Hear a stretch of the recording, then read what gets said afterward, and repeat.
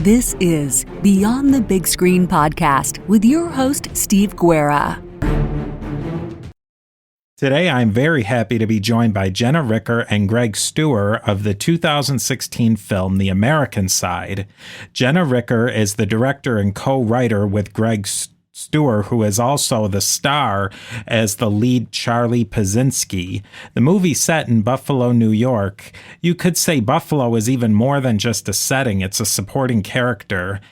Jenna and Greg, why don't you tell us a little bit more about yourselves and maybe what connected you to make this film in Buffalo? Right. Look at us being so complimentary to each other. Well, you're the director. You kick it off. Okay, so I grew up in Southern California, and I grew up loving films and really thought I might be an actress for a long time and came out to New York City to study acting at NYU. But while I was there, loved being a part of the whole process, the set and the writing and the costumes. And so I quickly worked out that I might be more of a director, or at least more driven to be a director than the drive it takes to be an actor. And I have nothing but admiration for actors and the drive that it takes. So I started shifting gears and focusing on my writing and directing some theater, but also getting some chops in some films and working on sets. And I made my first film in 2005 and kept going from there. And that first film, the work I did on that and some theater stuff that I was involved in is how I met Greg. And we shared a very similar taste in films and love of films. And then I'll toss it over to you, Greg, and you can tell how we started working together. Yeah, well, when we first met, I think you were right in the midst of. Were you right in the midst of shooting your first film? Was that? Oh yeah, right. When we first met, we met in the theater, and I was just going to pre-production for my film. Yeah. I remember being very, very impressed with that Jenna was, actually making a film. There's so many people out there who want to make films, who flirt with making films, but she was making it, and she was taking it upon herself to make it because she was, producing it. She wrote it. She was directing it, obviously, and she was using her connections to cast it, and it was just my apartment was the main set. Your apartment was the main set. But I was just really impressed with that because film. I was making my living as a theater actor, which is still pretty much how I survive. But I'd always wanted to get into film, and I thought that I naturally would, that it would just start happening, and it really wasn't happening. And then, of course, there's so many options now for independent filmmakers, and there certainly was starting to happen at that time that I thought, wow, I really just need to have the drive to write something and make something. So that's why I was really impressed with Jenna. And then to top it off, when we started hanging out, we discovered we both could sort of passionately talk about films and show each other films that maybe one or the other hadn't seen. And we found we had very similar taste for the most part. And probably where we don't have the same taste, it's probably just enough to keep the other one, semi-honest. What's that movie of yours that we won't talk about? No, we're not going to talk about it. That's what I giggled about, but we're not talking about it. Yeah, we each have a list of films that maybe we won't want to say that we love, but we do share a lot of a similar taste. And so as far as The American Side goes, it was just something. It was an idea that I'd been kicking around, and Jenna and I had decided to write a script based on an idea of hers. And we wrote that script together, and it got into, the first draft of it somehow got into this independent film market in New York where you get to sit with producers and kind of pitch your film. But it gets, the script gets vetted, and you have all these people looking at it, and they say, oh, this is good enough to get in here, and they set up these meetings for you. But we, of course, went back and looked at that script, and we're like, wow, I can't believe that got in. Yikes. And we went in taking those meetings. We ended up, being asked, of course, as you often are, what else do you have? And because I'd been kicking around this idea, just kind of on the spur of the moment, started pitching The American Side because it's a little more commercial, maybe, than our other project at the time. And the story itself, having grown up in the Buffalo area, I loved this city. I've always been a fan of mystery and film noir and conspiracy theory films from the 70s. And I always felt like a story like that could be told and could be made on a relatively low budget in a place like Buffalo, because I think that's one of the few places, because of its kind of throwback feel and vibe. And as you talked about Buffalo being a character in the film, which Jenna does such a remarkable job of capturing, Buffalo just felt like a great place to set a story like that. So that's, basically part of the discussions Jenna and I had very early on as the story developed. One of the things that I loved the most about this movie is that it doesn't easily fit in any genre. It's a crime noir. It has a science fiction element, but it's also it's placed in the modern day. Where did this idea come from? I'm fascinated to know where this idea was originated and what the genesis of it was. Greg? Well, it's interesting. Part of the challenge in the low budget world, I don't think it was ever a consideration for us to make it any kind of period piece, even though we wanted film noir and, as I said, conspiracy films from the 70s and even Hitchcock to sort of resonate throughout the story. So, it was always going to be contemporary setting, but because it's a detective story and kind of old-fashioned in that sense, we also wanted, first of all, to believe in a private detective character in, 2015 or 16. You do have to set it in a place where you can buy into a character living a little bit off the grid, working out of the back room of a bar, using, public phones and things like that. So that all sort of fit into this idea of this timeless quality. And for us, it just added a layer to the depth of the story, given that it's about Tesla, who sort of definitive autobiography on Tesla is called Man Out of Time.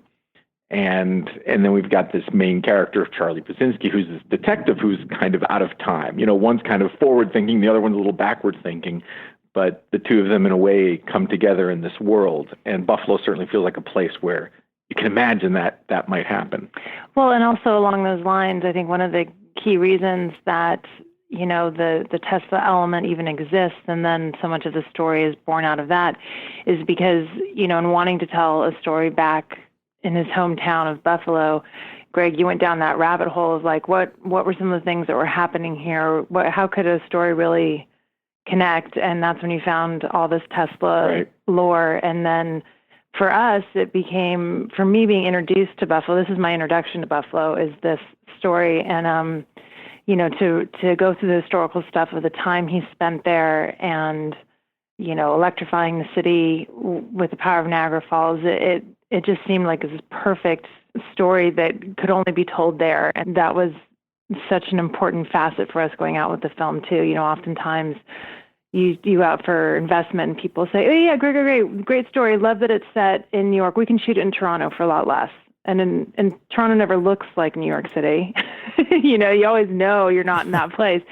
So for us, it was great that, you have the American side, you have Niagara Falls. It's very hard to take that somewhere else and try to sell something else as Niagara Falls. So, but the Tesla element and his history really being tied to the city, and then having a Charlie Pazinski, it just really fit the genres we were interested in playing with. It fit this out of time element that Greg spoke of, and I think that's where the idea originated from Greg. And then when I came on board too, I think he was really generous about letting me have some ideas come in around, locations and characters. But it really began with him, and it was so much fun. I was so lucky that he let me become a part of it. Well, I don't want to get into like a mutual admiration society, but I feel very lucky. I don't think the film gets made without Jenna, and I don't think, I know it doesn't get made without Jenna, and I don't think it looks nearly as rich as it does. And I think a big part of that 70s conspiracy theory film element came from the work Jenna did, our proof of concept trailer that we shot up there prior to raising the money for the film. So that actually informed the script in a lot of ways. Just, Jenna's eye in shooting that proof of concept, because a lot of those shots weren't necessarily part of the text. They became part of the text when, kind of a backwards way of doing things, but we figured out ways to make them part of the text because they were so visually arresting and helped tell the story in such a great way that we wanted to incorporate them into the film. And those were just, driving around the city going, wow, how can we use the break wall?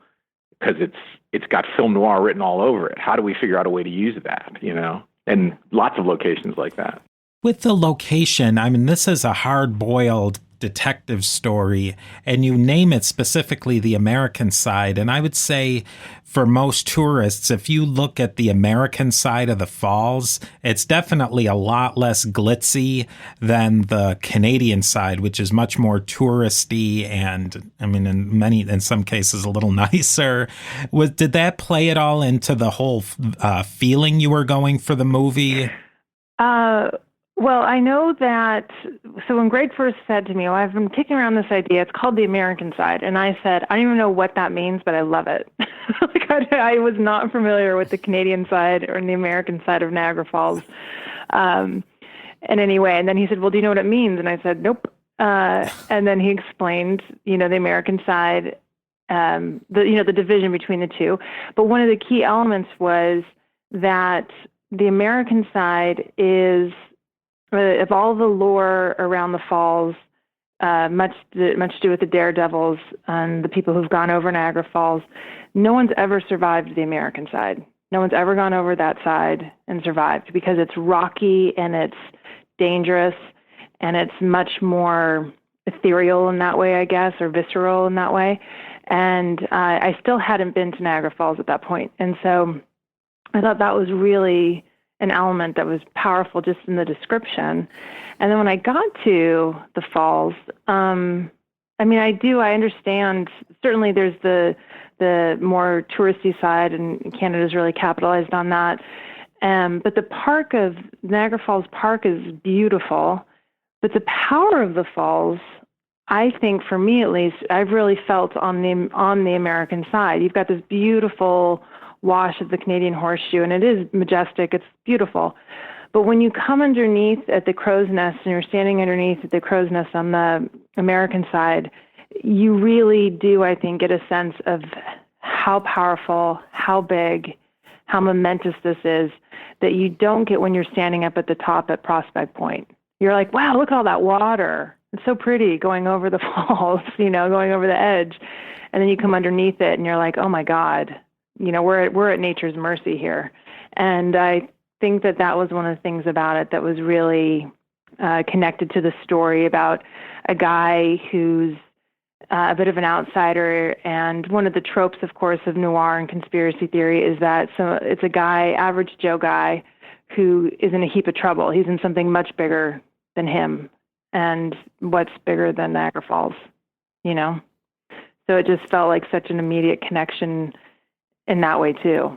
The cast of the movie, it really fits together perfectly. I think like all the characters really, they gel together. I mean, obviously you, Greg, you're the star of the movie, but tell us a little bit more about the cast and the casting decisions. You have big names like Robert. Yes, I'm the lead actor in the movie. I'm hardly the star of the movie. We've got some bigger stars, but yeah, we got very lucky with our casting, and we did an awful lot of research on actors we thought would be game for an independent film. Jenna wrote terrific letters to each of the actors that we wanted to approach. And, what's really significant is we didn't get, other than a couple of the actors, most of the actors we didn't get an opportunity to spend time with before they shot. So again, that's a big credit to Jenna. First of all, that they felt comfortable enough looking at her first film and talking with her on the phone and reading her letter to say yes to something like this. You've got a completely unknown lead actor. You've got a completely unknown director, unknown writers. And for some of these actors to say, yeah, I'm game for this, is a big deal. So we got very lucky in that sense. But as I say, we did a lot of research on who we thought would be game for something like this. And, kind of throw them into that situation where you don't have a ton of time. You have to be ready to go. Your first day on the set, you've got to be ready to go. The film was shot in 23 days. There's different locations every day. So all these actors were such gamers and so willing to jump in. Part of it, Jen and I spent a lot of time talking about this, was offering actors opportunities to do things they don't normally get to do. Offering, hopefully the script itself, just the genre, but actually I like what you said, that is kind of a combination of genres, which I think is true, was sort of unique for them and hopefully held some appeal. Jenna, can you speak to some of that? Well, no, yes, I can a little bit, but it's really just piggybacking, because I do think we were very specific about who we wanted to go to and did a lot of research, like Greg said. Who are the people who will be game? They're not coming for the money. They're not coming for the director, so they have to be coming for the script first and foremost. And I think that was one of the things, and because they love to work and because they see something in what we're trying to do here. And so I think that was one of the great things that happened during the development stage and pre-production, when you got phone calls saying, yep, they're in. Yes, they said yes, they're going to, Robert Vaughn will be in the film. And you just kept pinching. I feel like we just kept pinching ourselves that people were saying, this great cast was saying, yes, these actors were going to come up in their summertime for a week or 2 weeks or 4 days or whatever their schedule was. They were going to come up and shoot this film. And like Greg said, many of them I was meeting with the day we were shooting. I think I had lunch with the wonderful, amazing, talented Harris Yulin the day, before we shot. I had lunch with him, the day of the shot with Charlie and Soburn at the Falls. We had lunch and then we went and shot, and that's when I met him. And it was tremendous, to get to work with these actors and have them place their trust in me, but also be willing to move at a clip. The crew was amazing. They were such a phenomenal group of talented, savvy folks, and that made a big difference, that we were able to make our days because of that. But it's a lot to ask an actor to do. Come do these lines at the, you're on the edge of the falls, talk to each other, go, it's a lot. And every one of them just gave us their best and were such a joy to work with and exceeded all expectations in the casting. You think you've really done a great job casting, and then they are exceeding your expectations and having a good time doing it, which always makes me feel good as a director. And one of the aces in the hole I think we had, though, and is really important to know, is that Greg was our Charlie Pazinski, and in him there was this ability to travel into these different worlds. We don't have a relationship with him on screen previous, and I think subconsciously as moviegoers, when we see George Clooney in peril, we kind of know he's going to be okay, so we relax just a little bit.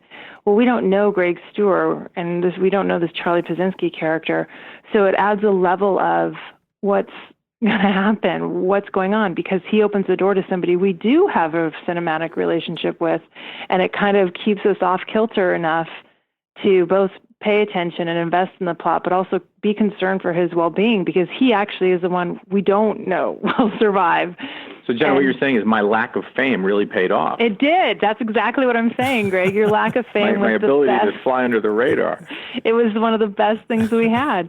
No, but truly, he's so great on screen. He's so very much Charlie Pazinski, and then for me as a director, having somebody who knew the script so well be on screen, he's on set every single day in all of these scenes and a super dense by nature kind of plot. And so to have Greg also be the, writer with me, it just made it also helped make it possible to do 23 days. There's a practical, there's a lot Jenna brings up a good point, because there's a practical side of the casting that I don't think should be lost, especially as far as attracting some of the actors we did. Given that, my character was in every scene, and as is par for the genre, constantly opening doors to new and interesting other characters. It allowed us to sort of structure the schedule for bringing them in such a way that meant we can grab Matthew for 3 days here and shoot, a bunch of his stuff. We can grab, Robert Vaughn for a day. We can grab, so you're not asking these actors who have lots of other things going on to commit to a month, or for us to be able to pay them for a month on days they're not shooting. So, like I said, there's a practical side of that actually really helped us, kind of secure getting everyone's schedule to fall into place together. Even beyond them just being willing to do it, you still have to get them to get their schedules to work out to make it all happen in 3 weeks. And now, a brief word from our sponsors. Charlie Pazinski is somebody who's so typical of Buffalo of, say, 20 or 30 years ago. Did you have somebody in mind or an archetype in mind when you created that character? Was there somebody who really inspired you for that? Not really. There was no one specific. I mean, I suppose he's a combination of people, not even so much people that I knew, but people I've maybe heard, or just observed. And I mean, he's a fictional creation, so he's got a little bit of other film characters in him, of course, especially because the film is so full of these kind of Easter eggs and homages to other films. I think the character, maybe came even more out of that, and just seemed like a perfect fit for Buffalo, as much as, any specific person I knew or was aware of in Buffalo. Yeah. But I will say 2 quick things on that. I mean, there's definitely an archetype to the noir, gumshoe, hard-boiled detective. But one of the fun things for that character and having him, be this guy off the radar, knows his business through his local bar and that kind of stuff, is that he gets to say the things in these environments that we kind of wish we could say. And so it just makes it that much more fun to watch him stick it to one of the other characters. But when working with Greg, he would always come up often with really great character names, really great ones. And I'd be like, oh, it's such a great name. Yeah, let's call him Stickney. That's great. And then I started going to Buffalo, in the development of this project and falling in love with Buffalo. And I would be at this restaurant and somebody would walk in that Greg would know, and he'd be like, hey, Mr. Stickney. And all of a sudden I started realizing some of these names that Greg had, some of these great character names, were these names of people he knew growing up, or maybe an ex-Bill or an ex-Saber or something. And I just was like, oh, I'm starting to pick up a little bit on. Yeah, well, you can't make up names that seem to fit in Western New York. You just have to go right to the source. They're great. This movie was really full of setting and set. For example, right in the opening scene, Greg, is playing a Niagara Daredevil pinball machine. And there was just a lot of props throughout the whole movie. And Matthew Broderick's character, Borden Chase, his office was just loaded with Tesla paraphernalia. Where did you get those props from? Well, we had the greatest production designer ever, and a phenomenal art director as well. And Debbie DeVilla was our production designer, and Max Wixom, was our art director. And they scoured the city of Buffalo, truly, and were able to use so many things that they found at flea markets, antique stores, art galleries. Oftentimes they would take from one location, borrow from one location, and put it in another. So, as Greg mentioned, we had a different location every day, and we were shooting in some of the most beautiful places and dangerous places in Buffalo, Niagara Falls. And that's a lot for a production designer because they have to set up everything that's going to be in Matthew Broderick's mansion. Everything has to be at the Butler Mansion the night before and ready to go. And while we're shooting, they have to be at the location that's for the next day, setting that one up. I mean, it's really hats off to them because they were just tremendous and so good at what they did. But one of the wonderful things about just talking about Borden Chase's place is that all of the artwork was local artists that she found who just happened to have some watercolor and motify things that felt like Niagara Falls or felt like energy related. We had a wonderful carpenter, Greg, his name just escaped. Oh, David King. David King, who who's built based in Buffalo and is a big theater designer up in Buffalo. Yeah, everybody was up there from that department, really. He built the tabletop that covers Borden Chase's desk, and there's a whole scenario with an axe that played into that, and he built the axe, and it was just so many amazing things like that. But we would be in a location, and Debbie would be looking around the location, but she would also, I didn't realize at first, she would be shopping at the location. So I remember we were at the basement of the cathedral that we use, the church that we use rather, and then when we were in Charlie's office, there's the sofa in the office, and I looked at the sofa and I said, haven't I seen that? And she goes, yeah, that was in the basement of the church. I was like, what? So she would just steal and borrow borrow from all these other locations, for other locations she was thinking of. She was always thinking about the entire film all the time, and I was so lucky to have her and that kind of creative talent. And then just along those lines, the access that was given to us in these locations was, she kept saying, I can't believe I get to shoot here. I can't believe I get to production design this. And in some cases didn't have to do very much, but, the workshop, she built that entire space. And that was in one of the rooms at the Buffalo Club. And she created this entire workshop, and the barrel was something that Greg's father had originally had from his welding days, and the pinball machine belonged to one of the actors in the film, and Debbie got with the designer and recreated this Niagara Falls pinball machine that was in the script that didn't exist in real life. And David Fix, a fellow who works on pinball machines up there, he got this old beat up machine working, and Debbie made it into a Daredevil pinball machine. So, yeah, so the props were super important to the story and very much connected to all the different elements to the mystery. But we really had an amazing team of people. And everybody pitching in different ways. As Jenna mentioned, I mean, that pinball machine was in the garage of Norm Sham, who is an actor who plays, a very good friend of mine, the actor who plays the police detective McGuire in the film. So everybody it was kind of all hands on deck. What do you have? How can we pitch in? We're trying to find a pinball machine, and have one of the actors call and say, yeah, I got a pinball machine.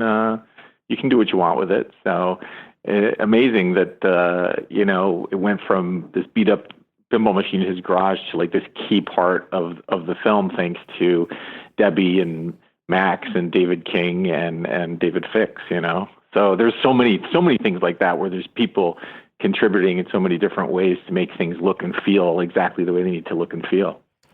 One of the great scenes that must have played into that was at the grain silos, these really tall, for people who don't know what grain silos are, I don't know how common that is, but they're maybe 200-300 foot tall cylinders. Right. And in that scene, Charlie and the FBI agent played by Janine Garofalo are attacked in a North by Northwest style by a drone. Where did that scene come from? I don't know what this North by Northwest movie you're talking about. I don't know where it came from. It came from North by Northwest. That's where it came from. No, well, one obviously there's the lovely homage that happened there, but Tesla, it's very much connected to Tesla, who created the remote control and is responsible for that, and was very much dealt with technologies around drone and non-human operated war machines, basically. And so that was a nod. That was a kind of a triple nod, maybe, I guess. And then, of course, we couldn't give up the opportunity to have a North by Northwest in that moment with a drone. It just seemed to make sense. But it was more remarkable that we actually pulled it off, I think.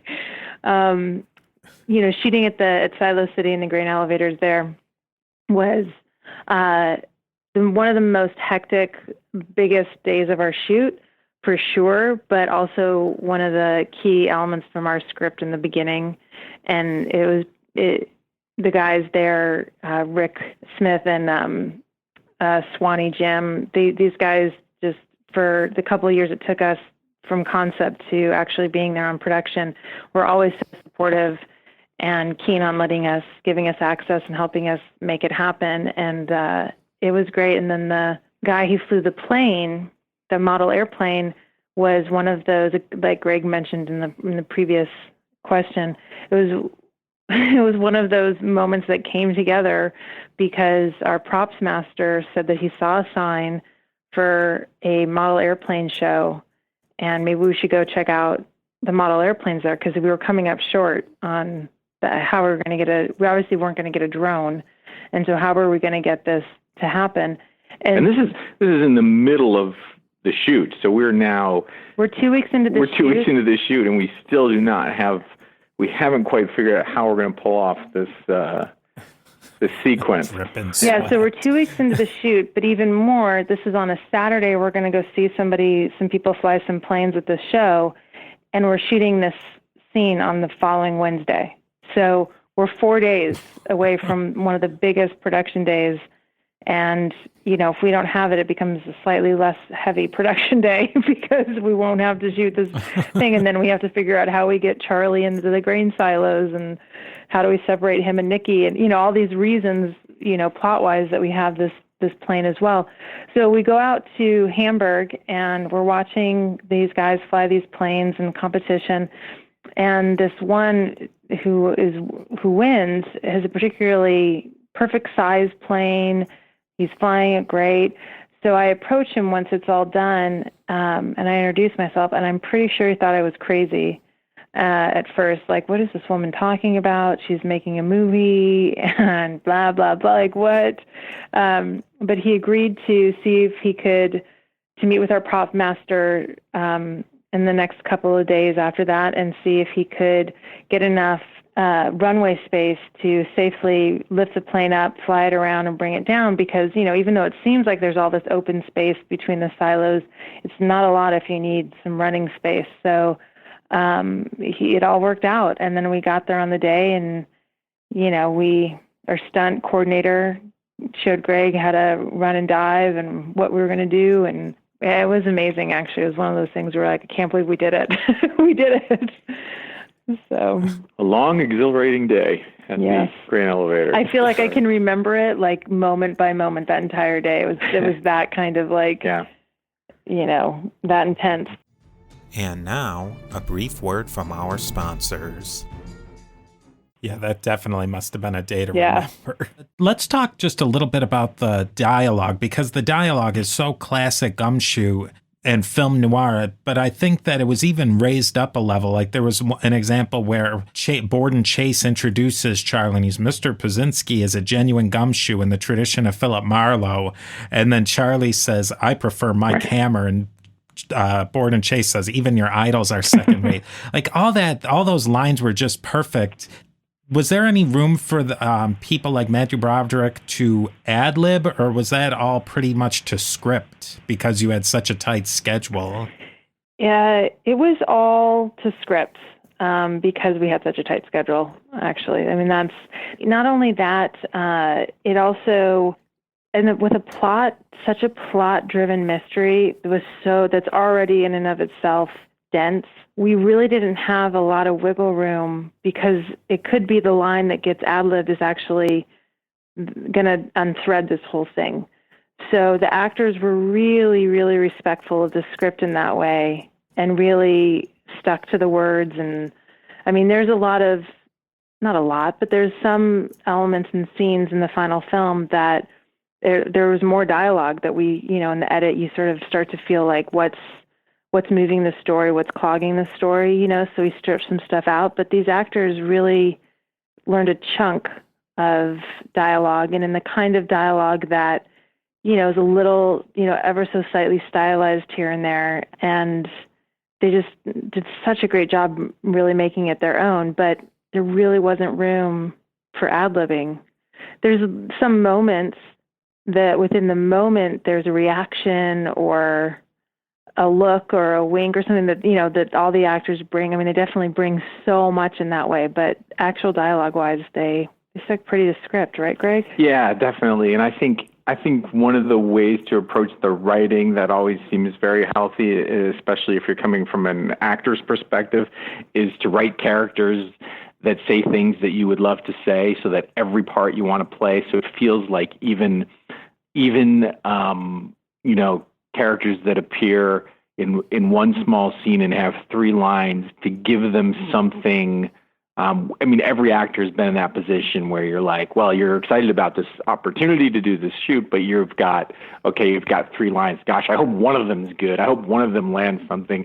So, you know, even my friend Todd Benson, who plays the doorman at the building in which we discover Robert Vaughn, you know, even in creating that scene, I'm thinking about Todd and what a funny guy he is, and how his perfect sort of deadpan would make, you know, these lines work. And I want to make sure he gets something to say. And I don't know if it cracks anybody else up, but I always enjoy the fact that he says, you know, Pazinski, I know a Charlie Bazinci, any relation? I mean, the stupidity of the idea that two people whose names sound vaguely similar might be related is, to me, fantastic. I mean, that sort of thought process. And so I think with yet it could still happen.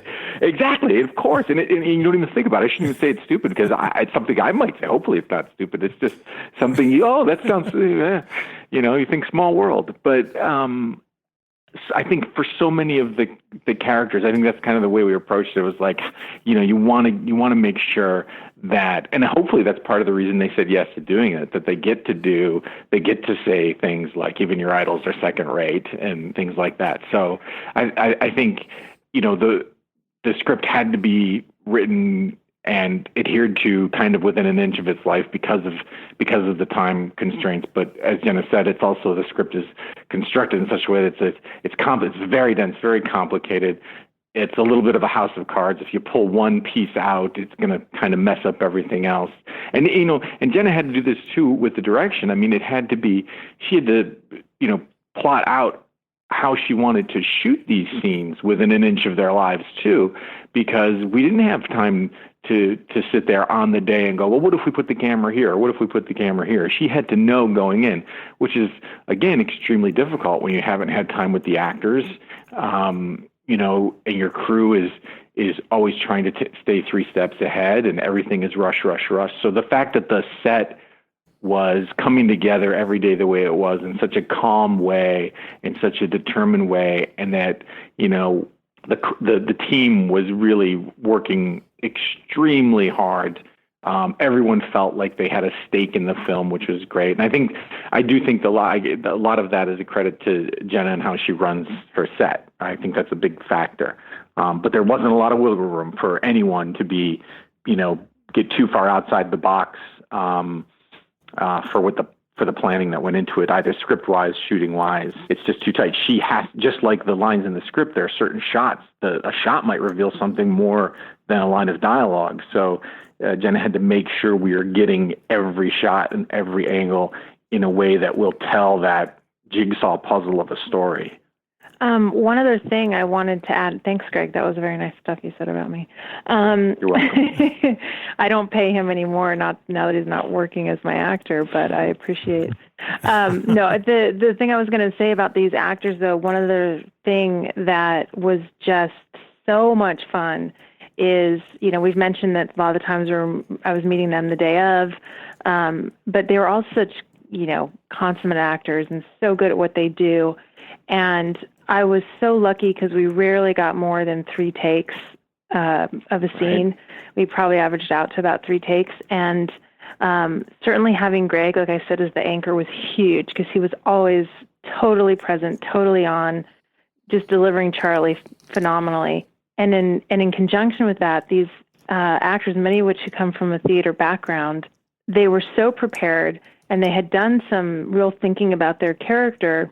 But oftentimes, on a first take, we'd get it. We'd get like amazing first takes. I know our other producer, he would look at me and just be like, "Oh my God," after a take, because they would have done so great. And so it became every director's dream, really, is that you could then do another take, and you could ask them to do something different, or maybe lay into a particular line because we need to get that.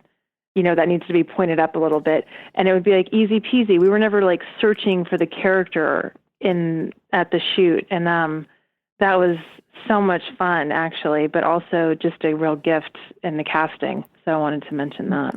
And the actors have been so supportive. Sorry to interrupt. I'm just thinking, too. I mean, the actors, the other great thing is they've been so supportive of the film, and that we've had, Camilla Bell and Robert Forster out at the LA premiere, and we had Matthew and Alicia in New York, and Janine come and speak, and Robert Vaughn up at Woodstock, and Grant Shaw in New York and in Buffalo, and of course actors from up there like Norm Sham. Everybody just so supportive of the project as the life of it kind of went out into the theaters as well.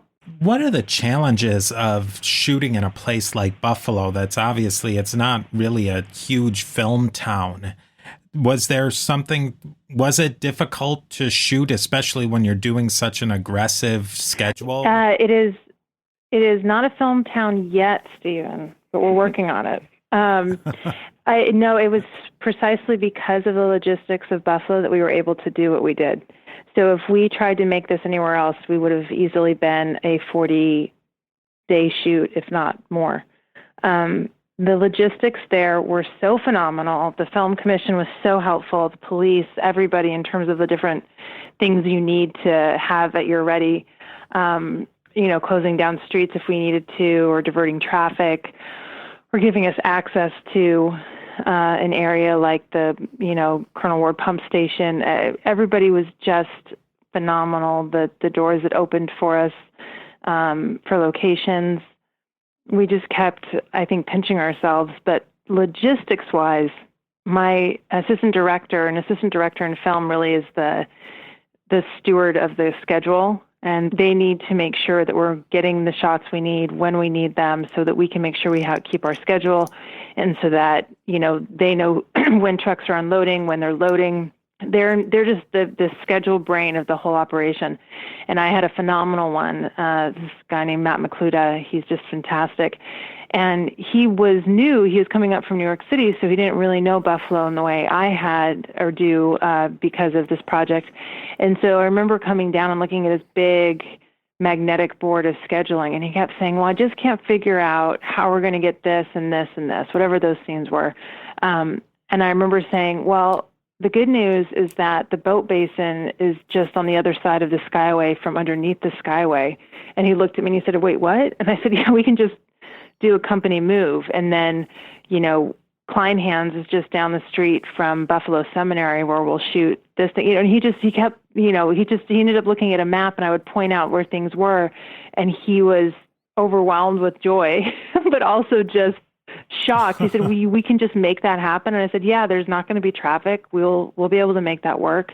And that became one of those things that really did make it possible for us to make these days.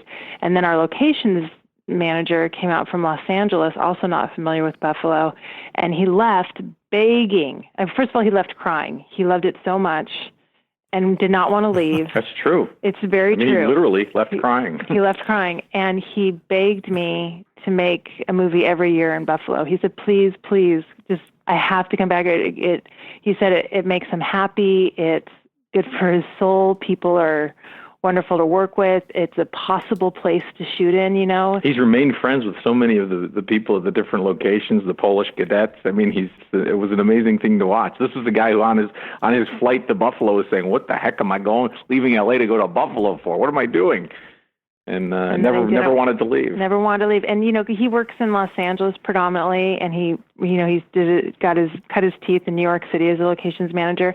And he's dealing, doing Spider-Man or something where at 2 a.m, they're in downtown LA, and the director decides that the place that they've locked location on, that building, isn't actually the building. They want the building over there across the street. So at 2 a.m, locations manager, go make sure we can shoot there. It's like crazy. We can't do that. That's not possible.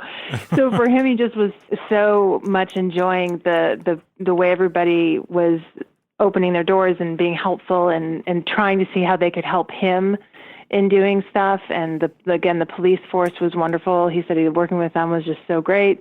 And the film commission. Film commission was terrific. Yep. It really was Rich Wall. Yeah, Rich Wall and Tim Clark. It really was. The film is made because we make our day on our budget as an independent film because we shot in Buffalo. Yes. But the other thing I'd like to add to that is that I say this all the time. Buffalo is Hollywood's best backlot. They just don't know it yet. Because you have so many time periods in the architecture, you have so many niche-y little neighborhoods. It's just there for you've got East Aurora just down the way. I mean, it's just loaded, and that whole Western New York region. So, and you see it in other films. I mean, you see it in The Natural, and you've seen it in other films. But one of the things that we really wanted to do, and we're really proud of, is that in the American side, Buffalo isn't standing in for some other beautiful place, nor is it only representing, the bleakest, February day in Buffalo that one could possibly find, so that everybody in the country thinks, oh, of course, this is Buffalo, this desolate wasteland.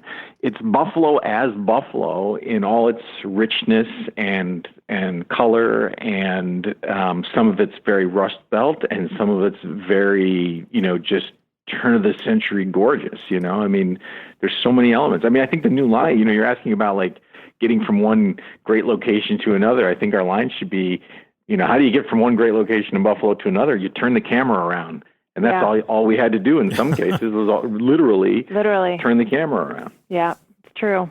Well, I just want to thank you so much for joining me today. I think this has definitely given people a little taste. You should go and rent this movie right now.